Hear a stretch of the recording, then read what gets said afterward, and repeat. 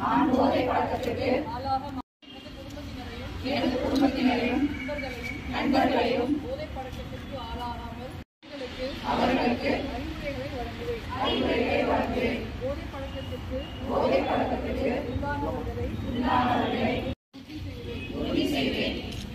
மேலும் போதைப் பொருட்களின் உற்பத்தி